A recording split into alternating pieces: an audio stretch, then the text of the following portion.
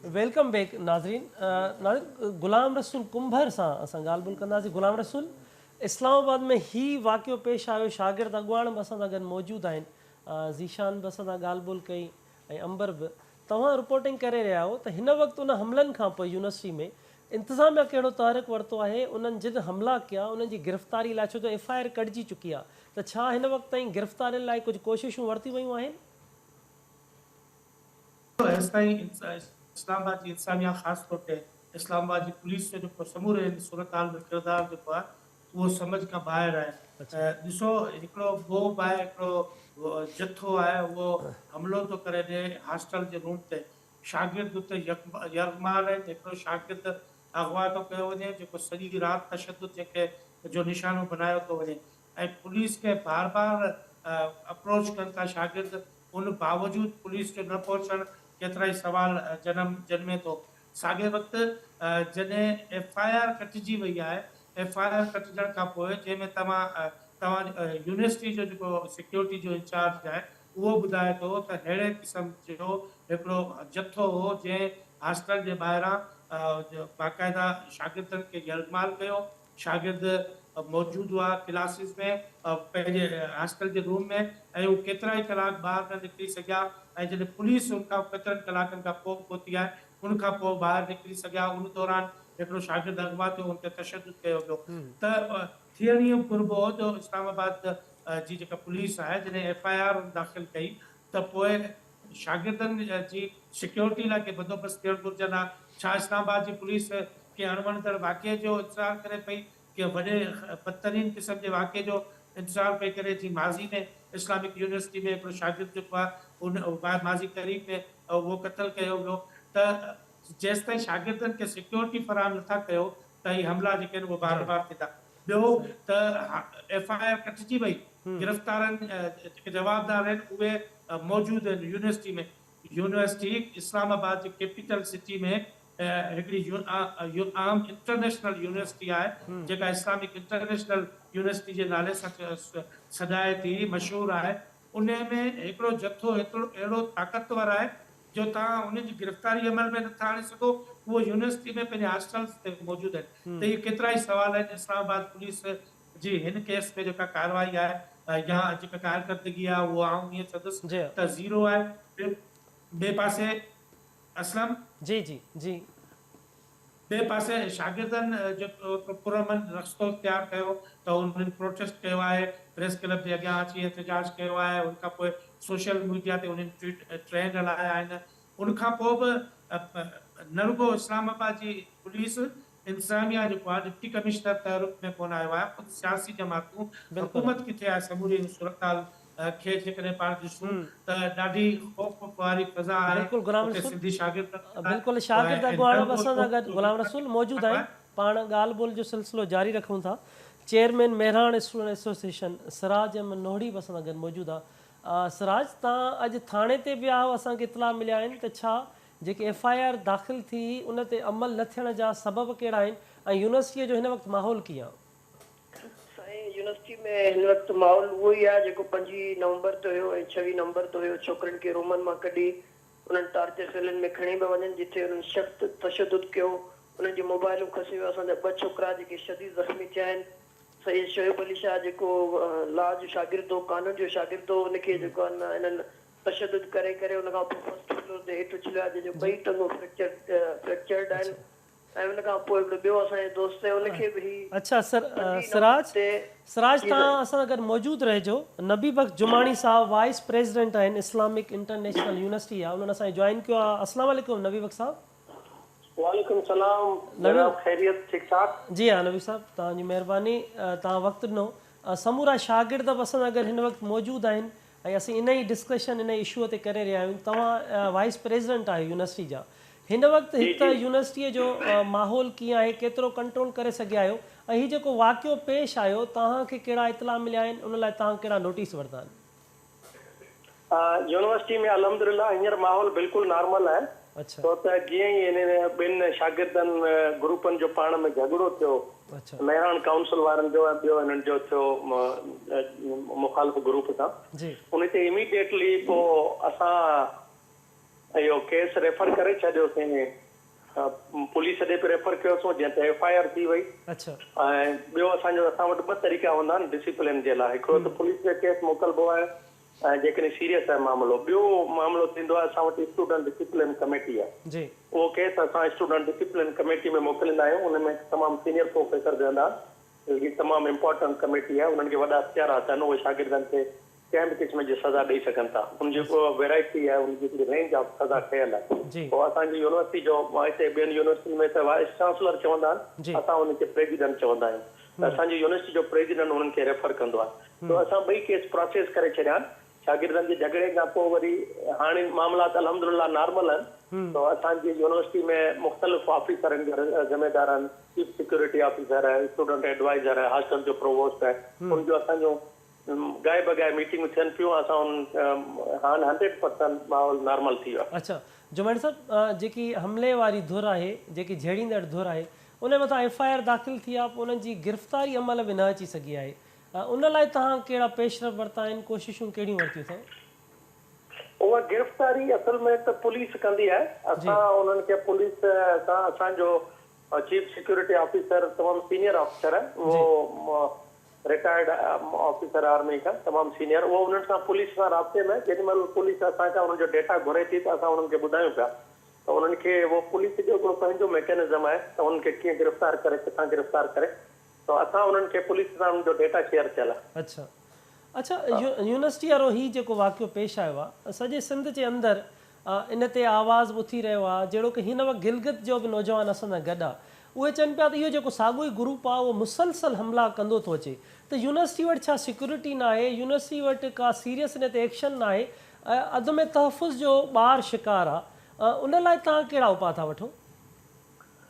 University हीअ इस्लामाबाद में university आहे त माना हिकिड़ी इंटरनेशनल यूनिवर्सिटी आहे जंहिंमें हिते इंटरनेशनल स्टूडेंट्स बि तमामु घणा आहिनि। 30,000 खां मथे हिते शागिर्द आहिनि, मुख़्तलिफ़ इलाइक़नि जा आहिनि। उन्हनि जो पंहिंजो हिकिड़ो सोशल ग्रुप्स में आहिनि।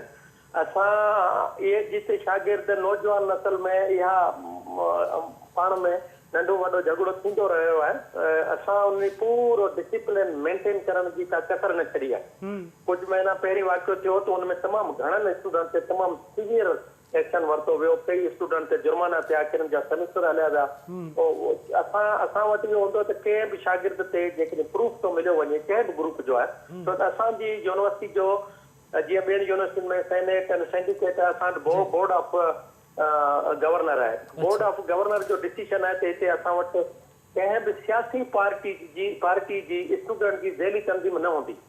सो असां उहा न पिया करियूं। बाक़ी सोशल कल्चरल को कमु आहे उहो ॿी ॻाल्हि आहे, का बि सियासी पार्टी हिते कमु न कंदी। त असां को बि असांखे ख़बर थो पए त को सियासी अमल कमु थो थिए, को सियासी मामला हिक ॿिए खे विक्टिमाइज़ था कनि, त असां हुनजो फटाफट केस रेफर करे छॾींदा आहियूं एक्शन खणण लाइ। अल्हम्दुलिल्लाह हाणे त उन ते सख़्ती सां अमल। अच्छा जुमैन साहब, असां वटि जेके फुटेजिस पहुता आहिनि उन में हॉस्टल ते जॾहिं हू हमलेवार थियनि था त उन्हनि जा फुटेज अचनि था, शागिर्दनि खे तशद्दुद कनि था, यूनिवर्सिटी जे अंदरि हथियार खणी पहुचनि था, त इहा कंहिंजी कमज़ोरी सम्झो था तव्हां? इहो असां वटि बि डेटा आयो आहे। उनजे लाइ इहो सॼो डेटा पुलिस सां बि शेयर कयो वियो आहे। ऐं असांजी सिक्योरिटी जो ॾिसो न, यूनिवर्सिटी में हिकिड़ो सिक्योरिटी जो हेड ब्रिगेडियर लेवल जो माण्हू आहे ऐं असांजी सिक्योरिटी ते हुन ते असां असांजा वाहिद हॉस्टल हूंदा पाकिस्तान में जंहिंमें असां टर्नस्टाइल गेट लॻाए छॾिया आहिनि। त उन ते स्टूडेंट जीअं गेस्ट हॉस्टल में शामिलु थींदो त उनजो फेस रीडिंग सां ख़बर पइजी वेंदी। उन ते हाणे असां जेके प्रिवेंटिव मयर्स या सिक्योरिटी मयर्स आहिनि उन्हनि ते असां कमु करणु शुरू करे छॾियो आहे। तो इंशाअल्लाह स्टूडेंट में जेका इहा सिक्योरिटी आहे उन ते हाणे असां भरपूर तवजो ॾिनो, पहिरीं खां बि ॾिनो आहे, लेकिन किथे न किथे इहे वाक़िया कॾहिं न कॾहिं थियनि पिया। हाणे कहिड़ी प्लानिंग हूंदी जुमैन साहब? मिसाल त बेचैन आहिनि स्टूडेंट्स, उन्हनि खे तदमे तहफ़ुज़ जो शिकार आहिनि, परेशान आहिनि त वरी हमिलो थी सघे थो, त उन लाइ कहिड़ी प्लानिंग हूंदी? उनखे कहिड़ो यकीन ॾियारींदव त हू यूनिवर्सिटी अचे पढ़े? छो त केतिरा ई शागिर्द हॉस्टलूं ख़ाली करे वञी चुका आहिनि।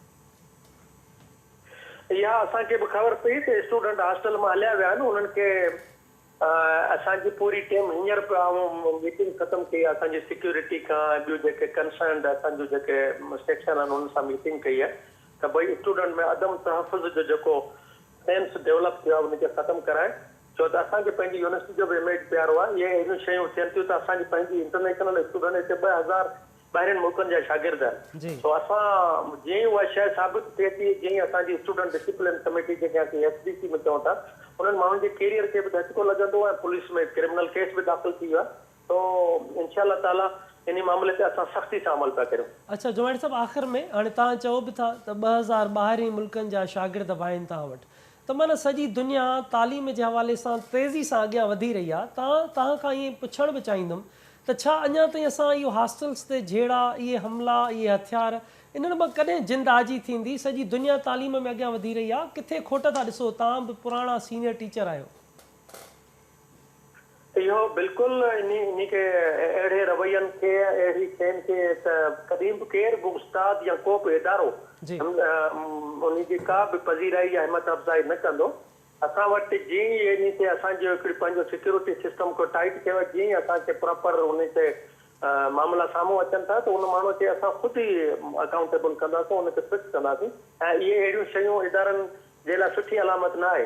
त असां इन मामले में शायदि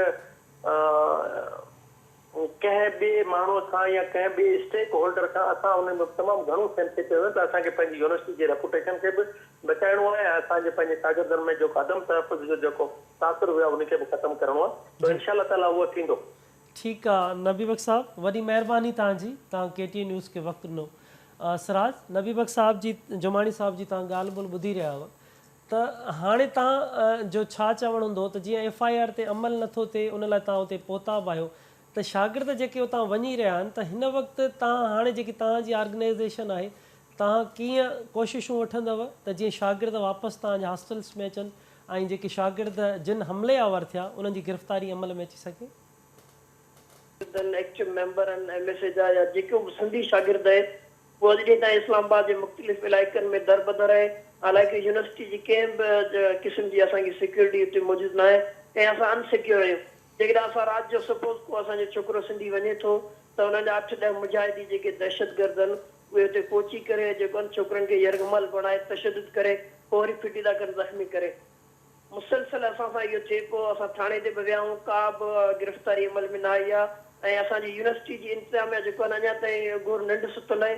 कंहिं बि क़िस्म जी असांखे यकीन ॾियानी न कराई वई आहे त तव्हां यूनिवर्सिटी अचो ऐं तव्हांखे जेको आहे असां पूरे तरीक़े सां प्रोटेक्शन ॾींदासीं ऐं प्रोटेक्ट कंदासीं। अञा ताईं कंहिं बि असांजो जेको आहे इंतिज़ामिया अहिड़े क़िस्म जी का डीलिंग वग़ैरह न कई आहे। ऐं हू जेके दहशतगर्द तंज़ीम जा नुमाइंदा आहिनि उहे मुसलसल अञा ताईं हलनि पिया। उन्हनि खे जेको आहे सरपरस्त जी आहे मियां असलम आहे ऐं हिकिड़ो ॿियो MLA आहे चित्राली। उन जूं मुख़्तलिफ़ थाणनि ते कॉल्स बि वञनि पियूं त बाबा हिन जी गिरफ़्तारियूं न कयो, हिनखे कंहिं बि क़िस्म जे तव्हां जेको आहे हथ जरांद न कयो असांजे छोकिरनि खे। ऐं हुननि जी मुसलसल इस्लामी जमियत तुलबा जे छोकिरनि जी मालिकी कई पई वञे। यूनिवर्सिटी बि उन्हनि खे सपोर्ट करे पई हर क़िस्म जे हवाले सां। उहे यूनिवर्सिटी में रहनि पिया, हथियार खणी अचनि पिया, उहे बदमाशियूं कनि पिया। उन्हनि खे कंहिं बि क़िस्म जी सिक्योरिटी कॾहिं रोक टोक न कई आहे। अच्छा ठीकु आहे। ऐं ॿी ॻाल्हि त असांजी मेहरान स्टूडेंट एसोसिएशन आहे, इन जो मोटो इहो आहे to promote culture and education. असां न सियासी आहियूं न मज़हबी आहियूं। साईं जुमाणी साहब ॻाल्हि कई त असां वटि सियासी जेके आहिनि तंज़ीमूं न आहिनि, पर इस्लामी जमियत तुलबा हिकिड़ी मज़हबी ऐं सियासी तव्हां चई सघो था जेका आहे ॾींहुं यूनिवर्सिटी में एक्टिव आहे। कंहिं बि छोकिरे जेकॾहिं KPK खां को बिलोंग करे थो या बलोचिस्तान जो कोई छोकिरो आहे या सिंध जो कोई छोकिरो आहे या गिलगित जो आहे या कश्मीर जो आहे, उहो को बि यूनिवर्सिटी जे अंदरि सेव न आहे। आए ॾींहुं को न को हथकंडो तयारु करे उन्हनि जे ख़िलाफ़ तशदुद कंदा आहिनि, पोइ सराइकी छोकिरो हुजे ऐं छो न पंजाब जो छोकिरो हुजे। उन्हनि सां इहे ज़ुल्म सदाईं थींदा रहिया आहिनि ऐं यूनिवर्सिटी ईअं ई जेको आहे उन्हनि खे सपोर्ट कंदी रही आहे। कंहिं बि क़िस्म जी यूनिवर्सिटी जेको आहे उन्हनि छोकिरनि खे इंसाफ़ न ॾिनो आहे। जी अच्छा ठीकु आहे। जवाद, हीअ जेके हमिलो थियो आहे उन खां पोइ लाज़मी आहे हेतिरो ई ॻाल्हियूं असां ॿुधी रहिया आहियूं त केतिरा ई शागिर्द हॉस्टल्स छॾे चुका आहिनि, तालीम डिस्टर्ब आहे। केतिरी तालीम डिस्टर्ब थी आहे हिन कुझु ॾींहंनि जे अंदरि, ऐं तव्हां छा था सम्झो त केतिरो शागिर्द पाण खे अदम तहफ़ुज़ जो शिकार सम्झे पियो? साईं सभ खां पहिरीं त आउं सूबाई मीडिया जो थोराइतो आहियां त हिन मामले खे जेको आहे हिकिड़ो सूबाई मसइलो जेको आहे करे उजागर कयो वियो ऐं शागिर्दनि जे जेको आहे मुस्तक़बिल लाइ मतिलबु हर हंधि जेको आहे असीं ॾिठियूंसीं मूवमेंट्स वकीलनि जूं, सियासी समाजी तंज़ीमनि जूं। त सभ खां पहिरीं त आउं चवणु चाहींदुसि त जमियत जेका आहे उहा अवल ॾींहं खां तालीमी इदारनि अंदरि तरक़ी पसंद ऐं सिहतमंद शागिर्द सियासत जी रस्ता रोक करे रियासत जी बी टीम हुजण जो सबूत ॾिनो आहे। पर हींअर उहो दौरु न आहे रहियो जो असीं उन्हनि जी दहशतगर्दीअ ते माछ करे वेही रहंदासीं ऐं तरक़ी पसंद शागिर्द दुरियूं जेके आहिनि उन्हनि ते अवल बि अहिड़ा हमला कया विया। हिन रुजत पसंद जेको आहे तंज़ीम उन खां बाद में जेको तव्हांजो सुवालु आहे त तालीम केतिरी मुतासिर थी आहे, त हींअर असीं तक़रीबन सभिनी दोस्तनि सां इस्लामिक वारनि दोस्तनि सां राब्ते में आहियूं। असीं इवन के असीं उन्हनि सां मिलिया आहियूं, मुलाक़ातूं कयूं आहिनि। काफ़ी असांजा दोस्त जेके आहिनि उहे यूनिवर्सिटी छॾण लाइ तयारु थी चुका आहिनि। उन्हनि खे घरां जेको आहे सो मुसलसल फ़ोनियूं अचनि पियूं त तव्हां जेको आहे सो वापसि हलिया अचो। उन खां अलावा काफ़ी माण्हू हींअर जेको आहे यूनिवर्सिटी में अंदरि कोन पिया वञनि त तमामु घणो हिकिड़ो शागिर्दनि जे लाइ हिकिड़ो साइकोलॉजिकल ट्रामा आहे। ऐं हींअर जेको साईं जुमाणी साहिबु जेको आहे ॻाल्हि कई त उन ई मां वाज़े असांखे इहा ॻाल्हि मिले पई त साईं जन ते एतिरो ख़ौफ़ ऐं हरास आहे जो जमियत जो नालो वठणु पसंदि कोन कयो आहे साईं जन। ॿियो जेकॾहिं साईं जन जे जेको आहे यूनिवर्सिटी में सियासी पार्टी कमु न कंदी, अहिड़ा उन्हनि हिकिड़ो मौक़फ़ अख़्तियार कया त छा जेको आहे सो जमियत सियासी पार्टी कोन्हे। जमियत जी तव्हां फंडिंग ॾिसो, तव्हां उन्हनि खे किथां फंडिंग पई अचे, उन्हनि खे किथां जेको आहे सो हेल्प कई थी वञे, उन्हनि खे कहिड़ा सियासी माण्हू जेको आहे बेक कयूं वेठा आहिनि। ऐं उन खां अलावा ही सिर्फ़ु जमायत इस्लामी जी हींअर जी वारदातूं कोन्हनि, ही असां बंगाल महिल बि ॾिठोसीं।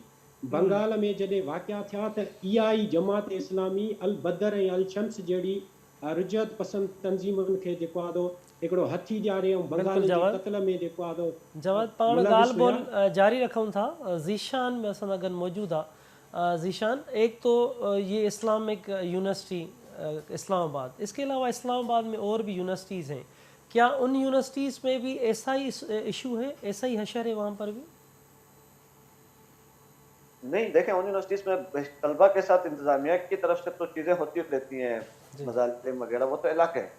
लेकिन इस तरह की चीज़ें आप सिर्फ इस्लामाबाद में भी नहीं, मुल्क में कहीं पे भी देखें जहाँ पे जमियत तलबा मौजूद है, इस्लामी जमियत तलबा नामी ये तंजीम मौजूद है, वहाँ पे तालिब इल्मों के ऊपर ये जुल्म मौजूद है। आप देखें पंजाब यूनिवर्सिटी की आप मिसाल ले लें, आए दिन या तो पश्तूनों के साथ लड़ रहे होते हैं या सिंधियों के साथ ये लड़ाई करते हैं। आप बहुत दिन जक्के यूनिवर्सिटी देख लें, आप कराची यूनिवर्सिटी देख लें, यही इस्लामिक यूनिवर्सिटी के साथ भी ये है। मैं इससे पहले भी जब बात कर रहा था तो मैं कह रहा था कि करीब 9 से 10 FIR इनके ऊपर यहाँ पे इस्लामाबाद के थानों में इनके ऊपर मौजूद हैं जो यूनिवर्सिटी के तलबा ने कराए हैं, फिर यूनिवर्सिटी इंतजामिया की तरफ से भी हैं। उसके बावजूद भी इस्लामाबाद पुलिस ने आज तक जाके इनको गिरफ्तार नहीं किया है। और ये डिग्रियां कंप्लीट होने के बावजूद भी वहीं अंदर नाज़मीन मुकर्रर रहते हैं और वहीं हॉस्टलों के अंदर काबिज रहते हैं, ये हॉस्टल छोड़ते नहीं हैं। और दूर दराज से जो तलबा आते हैं उनको ये हिरासा करते हैं, उनको ज़दोकोब करते हैं, उनके साथ मार पिटाई करते हैं, सिर्फ इस बुनियाद पे कि ये रुजत पसंदाना सोच रखते हैं और ये समझते हैं कि हर बंदा इनकी जैसी सोच रखे। कोई बंदा रोशन ख्याल ना हो, कोई बंदा अपने इलाके की बात ना करे, कोई बंदा यहाँ आके कोई इल्मी बात ना करे, ये जैसे कहें उनकी बात मनोवन तस्लीम करे। ये तो बाज़ दफ़ा तो ऐसी बातों पे लड़ जाते हैं कि कहीं कैंटीन में बैठे हुए हो और इनका कोई नाजिम आ जाए तो अगर कोई बंदा बैठा हुआ है तो वो कहते हैं आप उठ जाएं कुर्सी से, हमारे नाजिम को दे दें, ना दे तो भी ये लड़ाई करने लग जाते हैं। मतलब इनकी अजारादारी है, इन्होंने एक बादशाहत कायम की हुई है जिसमें इंतजामिया भी कहीं ना कहीं इनके साथ मिली हुई है और इस्लामाबाद एडमिनिस्ट्रेशन का भी इनको साथ हासिल है कि जमात इस्लामी इनकी पुष्टपनाही करती है। कहीं पे भी थानों में इनके खिलाफ FIR होती है तो वहाँ पे वो सियासी दबाव डालते हैं, इनके खिलाफ कार्रवाई होने नहीं देते। ठीक है, वरना 10 से 11 FIR इनके ऊपर है और आज तक इनको गिरफ्तार नहीं किया जाता। और ये हर इलाके के लोगों के साथ, चाहे वो गिलगित का तालिब इल्म हो, चाहे वो बहुत बड़ी बात है 11 FIR से और उनकी गिरफ्तारी अमल में नहीं ज्यादती करते हैं। अच्छा ज़ीशान, आप हमारे साथ रहिएगा। अंबर, असां वक्त बि मुख़्तसिर आहे, तव्हांजो आख़िरी मुतालबो कहिड़ो हूंदो वफ़ाक़ी हुकूमत खां ऐं ॿियनि इदारनि छा थियणु घुरिजे? असांजो जेको पहिरियां ई ऐं असां हमेशह खां वठी पंहिंजी हक़नि जी ॻाल्हि कई आहे। मां पाण हिकु कानून जो शागिर्दु आहियां ऐं मुंहिंजो इहो ई मुंहिंजो ऐं मुंहिंजे जेके बि सिंधी भाइर हिते मौजूदु आहिनि, जेके थधुनि में परेशानियूं तकलीफ़ूं ॾिनियूं वयूं आहिनि, उन्हनि खे रूमनि मां कढी करे साइकोलॉजिकली टॉर्चर कयो वियो आहे। त असांखे जेके पंहिंजा constitutional Islamic Republic of Pakistan में जेके असांखे पंहिंजा बुनियादी हक़ फंडामेंटल राइट्स जेके ॾिना विया आहिनि उन्हनि जी प्रोटेक्शन तव्हांजो हक़ आहे, उहो असांखे पूरो थिए वञे। उन्हनि जेके दहशतगर्दी ऐं ग्रह आहिनि उन्हनि जे ख़िलाफ़ FIR कटियूं वञनि। FIR कटणु मसइलो न हूंदो आहे, FIR ते इम्प्लीमेंट करणु, उन्हनि खे पाण जेको आहे उते प्रोड्यूस करे वञे, उन्हनि खे वठी अचे, उन्हनि खे उन ते हिकमत अमली जोड़ी वञे। गॾु गॾु असांखे जेको आहे पंहिंजो जेको असांखे राइट ॾिनो वियो आहे 18 अमेंडमेंट में 2010 में जेको असांखे राइट ॾिनो वियो हुयो, आर्टिकल 25A ॾिनो वियो जंहिंमें फ्री एजुकेशन आहे असांजी। फ्री एजुकेशन सां मुराद इहा आहे त इन सां गॾु 25 जो इक्वलिटी बिफोर सिटीज़न आहे, त माना बराबरी असां सां कयो वेंदो, बराबरी जो सलूक कयो वञे। असां बि हिन इंतिज़ामिया जेकी असांजी हिते मौजूदु आहिनि इदारा, असां उन्हनि जो हिकु हिसो आहियूं ऐं असां हिकु तालीम हासिलु करणु चाहियूं था ऐं असां चाहियूं था त हिन कलम सां अॻिते वधी करे पंहिंजी क़ौम जी ख़िदमत कयूं ऐं पंहिंजी क़ौम खे अॻिते खणी हलूं। क़ौम सां मुराद असां सभु जेके ॿाहिरि हिकिड़ो ग्रह अहिड़ो ग्रह आहे जेको हमेशह सियासत खे, जीअं थोरी देरि पहिरियां साईं ॻाल्हि कई, सियासी जेको आहे इंटरफेरेंस आहे उहा 1983 खां वठी पाबंदी आहे उन ते, त हिननि खे फंड बि ॾिना था वञनि सियासी तौर ते, हिननि खे जेको आहे पैसा ॾिना था वञनि। ऐं छाजे लाइ पैसा ॾिना था वञनि त तव्हां हथियार ख़रीद कयो ऐं छोकिरनि खे, जेके बि छोकिरा आहिनि तव्हां ॾे नथा अचनि त उन्हनि खे डंडे जे ज़ोर ते खणी करे तव्हां उन्हनि खे घसीटियो ऐं उन्हनि खे चओ तव्हां कलम खां बि परते रहो, तालीम खां बि परते रहो, अची करे सिर्फ़ु असां सां गॾिजी। ठीकु था चओ अंबर, इंतिहाई अफ़सोसनाक सूरत-हाल आहे। फौरी तौर ते तव्हांजो मुतालबे ते अमल थियणु घुरिजे, जिन हमलो कयो आहे उन्हनि जी गिरफ़्तारी अमल में अचे। अंबर, तव्हांजी वॾी महिरबानी। ज़ीशान, आपकी भी बहुत शुक्रिया आपका। ऐं सिराज अहमद ऐं जवाद, तव्हां सभिनी जी महिरबानी, तव्हां असांखे वक़्तु ॾिनो।